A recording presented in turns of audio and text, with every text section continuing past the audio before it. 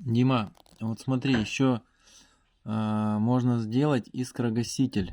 Смотри, вот видишь здесь как бы под зонтиком, ну под этим, ну, под домиком, да, на трубу из нержавейки.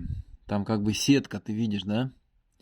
Вот, но здесь тоже такая же гибкая кровля, как у тебя, как у вас, да, с батей. Вот, и смотри, э, просто берешь профиль, ну, 2 на 4, делаешь квадрат из него.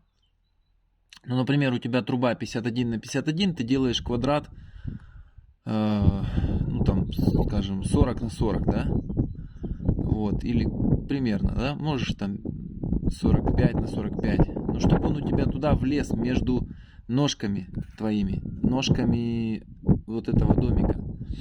И потом просто берешь сетку на металлоломе или где-то, ну, нержавейки сетку, ну, тоже по высоте, и накручиваешь ее, ну, как бы, трубой, да, такой, чтобы закрыть вот это все пространство. И все, то есть ставишь, потом залазишь на крышу, вставляешь между ножками вот эту вот квадрат, видишь, он там немножко неровно стоит, его там сдуло ветром. Ну, ты сам подумай, как сделать. Я просто идею подаю.